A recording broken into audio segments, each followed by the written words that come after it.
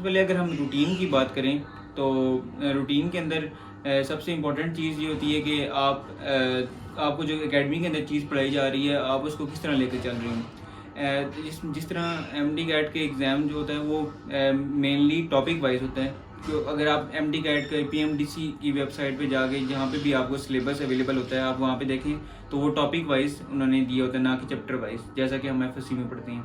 तो जब चीज़ topic wise दी जाए तो जब अकेडमी में आप पढ़ते हैं तो एक सबसे बेस्ट रूटीन ये है कि आप वापस आके उसी टॉपिक को रिवाइज करें और उससे रिलेटेड सारे एमसीक्यूज़ को सॉल्व करें। आपको जिस भी एकेडमी या जिस सोर्स से आपको एमसीक्यूज़ मिल रही हैं आप ज़्यादा से ज़्यादा उसको प्रैक्टिस करने की कोशिश करें।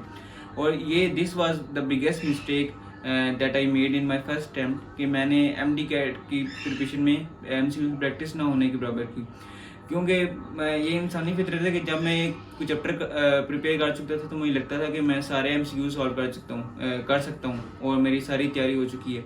लेकिन फिर डिफरेंट सोशल मीडिया प्लेटफॉर्म से या डिफरेंट व्हाट्सएप ग्रुप्स में जब मुझे एमसीक्यूज मिलते थे और मुझसे सॉल्व नहीं होते थे तो मुझे बहुत ज़्यादा डिप्रेशन होता था कि मैं ये चैप्टर तो मैं तैयार कर चुका हूँ लेकिन मैं इसके एमसीक्यूज नहीं सॉल्व कर पा रहा।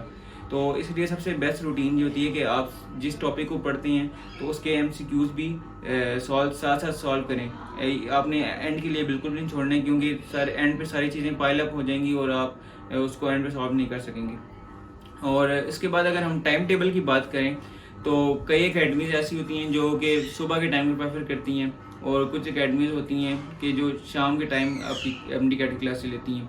आई पर्सनली प्रेफर कि आप सुबह के टाइम वाली अकेडमी ज्वाइन करें, लेकिन कुछ बड़ी अकेडमीज़ हैं वो शाम के टाइम पे भी होती हैं या दिन के टाइम भी होती हैं। तो आप a person can manage his routine और time table according to that.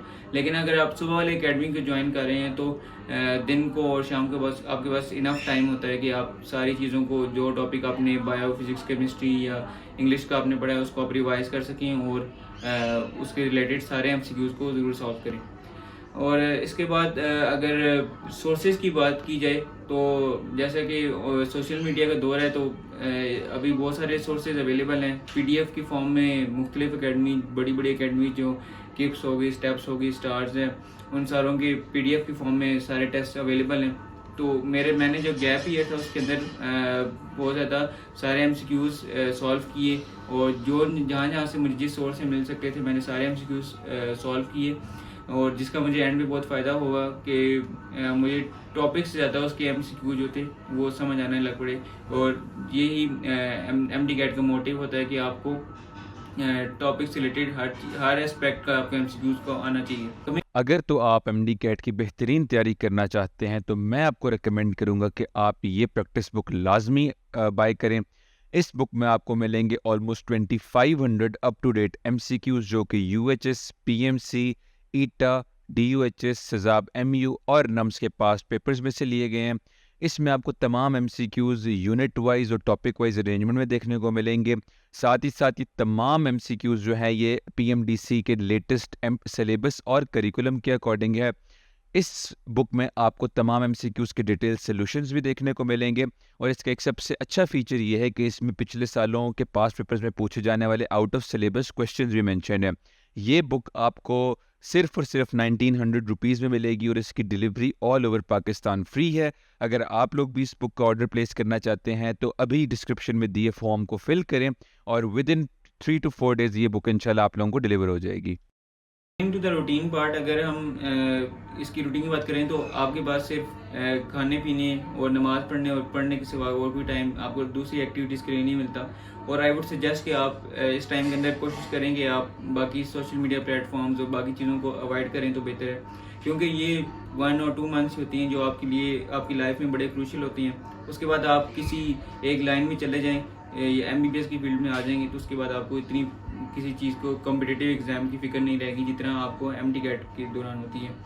तो इसके दौरान लोगों को स्ट्रेस भी बहुत ज़्यादा होता है और हमारे एक टीचर कहते थे कि MDCAT is like a marathon. कई लोग तो इस तरह होते हैं जो शुरू के अंदर बहुत तेज़ दौड़ना शुरू कर देते हैं और एंड पे आते आते वो थक जाती हैं और एंड पे वो कोलैप्स कर जाती हैं या एग्जॉस्ट हो जाती हैं। तो इस तरह आपको सारी चीज़ों को साथ साथ लेके आहिस्ता आहिस्ता लेके चलेंगे तो तभी एमडी कैट जो होता है इंशाल्लाह ये आपका क्लियर होगा। और इससे रिलेटेड ये कि आप खाने पीने का ख्याल रखें, हेल्दी चीज़ें खाएं, ज़्यादा से ज़्यादा आप जो है लिक्विड्स की तरफ रहें, क्योंकि जब आप खाना ज़्यादा खा लेते हैं तो उससे आपको नींद ज़्यादा आती है, तो जिसकी वजह से आपकी पढ़ाई डिस्टर्ब हो सकती है। तो हेल्दी चीज़ें खाने की कोशिश करें।